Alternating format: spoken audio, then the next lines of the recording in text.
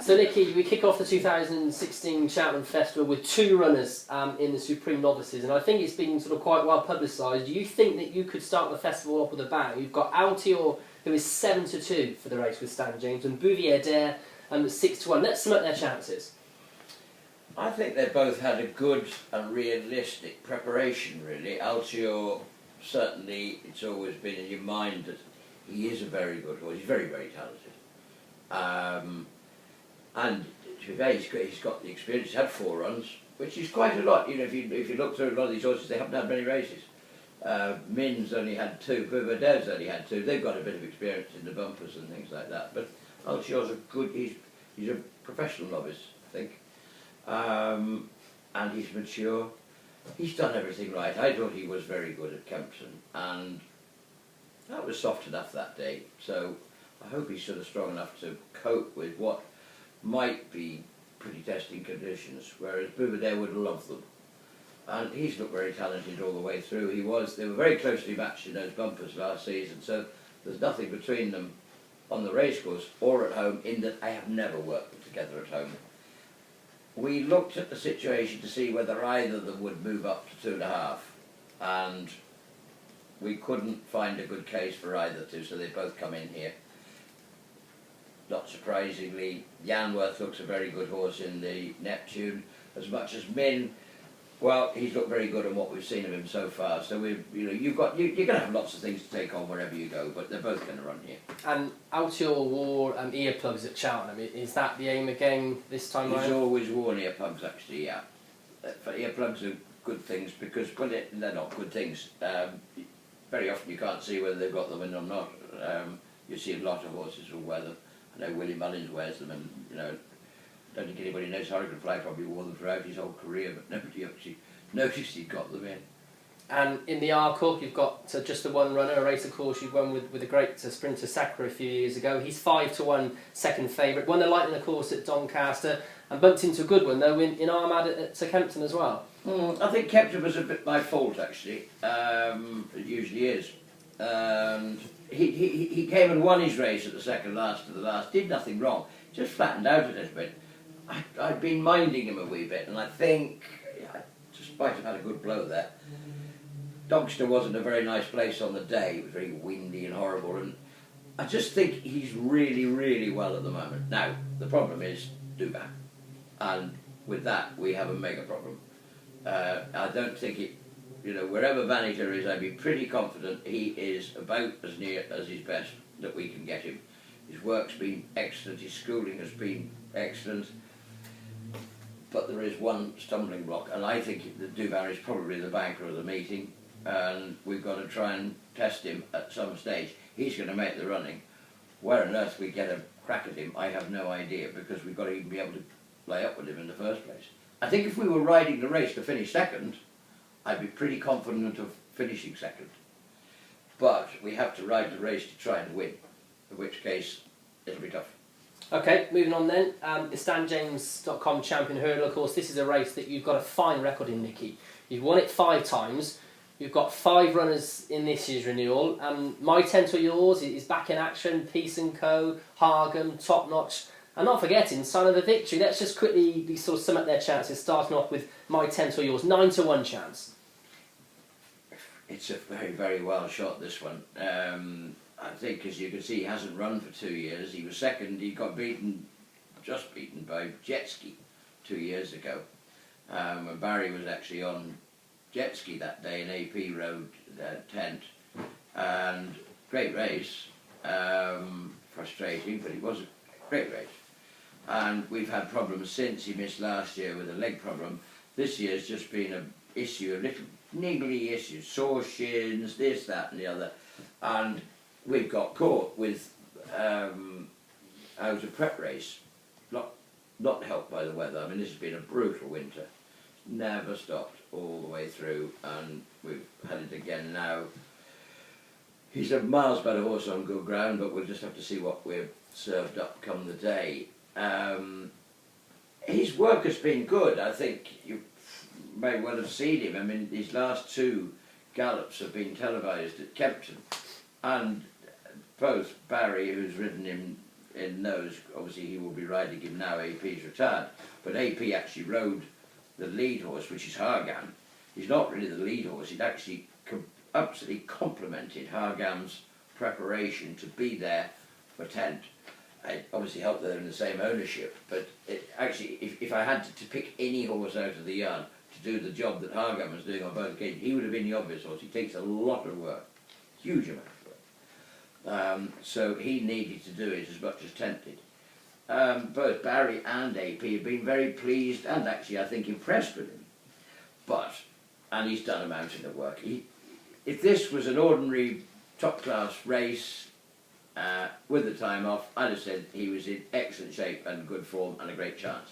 This is the Champion Hurdle, and I think any horse that tries to come into it without a run with 1 year off, which can be tried, that's brave. 2 years off is extreme. I have to be a doubter, as much as I think he's in really good form in himself. He looks good, he is fit as you could possibly get a horse without a race. But it's been a little bit of a rush, but I'm pleased where we've got to. But again, ground will be crucial. The possibility of good fast ground on day one is zero. It would be zero because even if it looked like going that way, I know they would water it out and have it back to good to soft very quickly. I think with the rain we've just had, you can take it that it will not be good. It won't be good ground. And I mentioned for Peace & Co, we've just seen him twice this season, of course. Went a little bit wrong at Sandown last time, but you've had a sort of given a win procedure. And how's he come out of that? Gone wrong twice, badly. He just literally ran away in the Bula, and then Sandown. Yeah, we played. We think we're better. It's a bit of a long shot. These are two very talented horses. They've got to come in here because there's nowhere else to go. I mean, there's literally no alternative. So he will run. He wouldn't mind the ground. It's not a long shot because he is he's a fit horse. Yes, we've tinkered with his soft palate since his race at Sandown. How much of that is an issue, I really don't know. But we'll just trust that it will help. There are other things we've managed to tweak. He was a bit sore on his back, and it's only minor adjustments, but they might be relative. And just a quick mention for Top Notch, and also Son of a Victory, who you did have in the county hurdle, but you've opted to run in the big one. Well, we haven't, to be fair. With Son of a Victory, I think you have to take him with a question mark still, because well documented, he has to have good ground, and it would be pointless running him in anything else. He really would be pointless, in which case he would not run.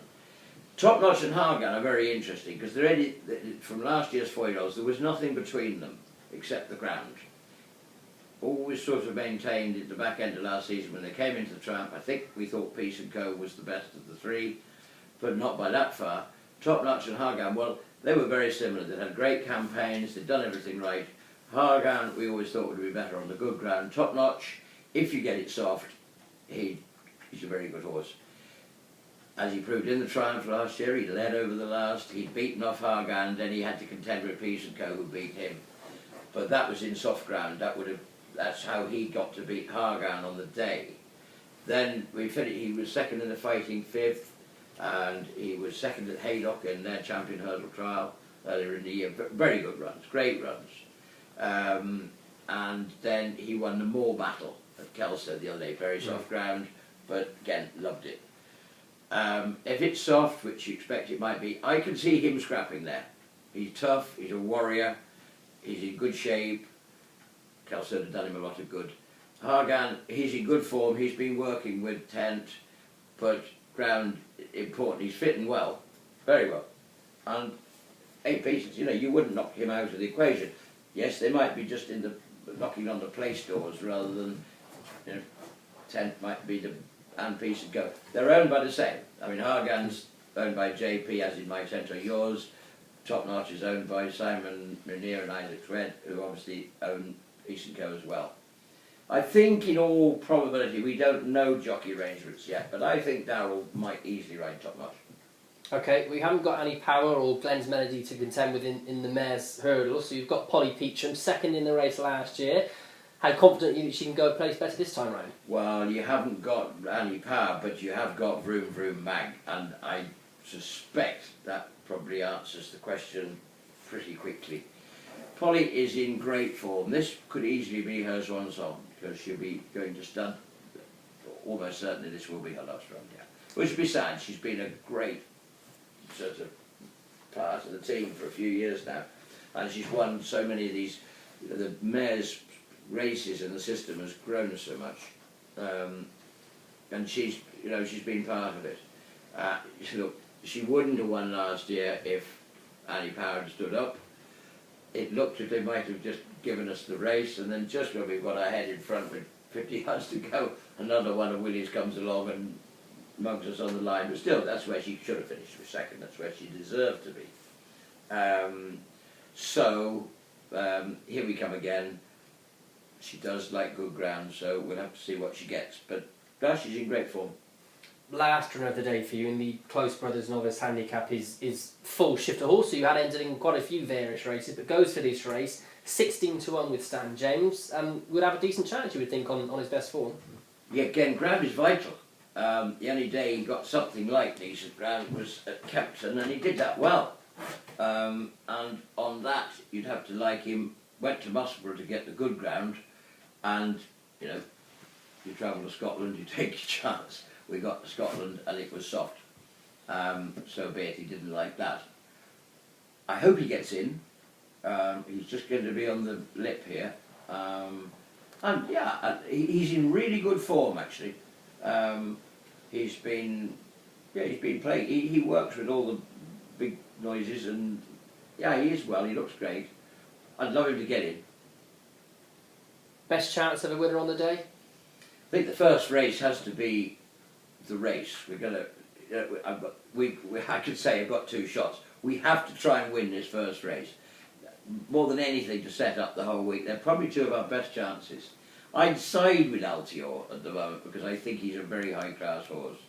But if it was very soft, then one's allegiance could easily switch to Bouverdere. They're both very realistic. But that is sort of our. If we could just go and win that, then the week will change dramatically, but it is our best race.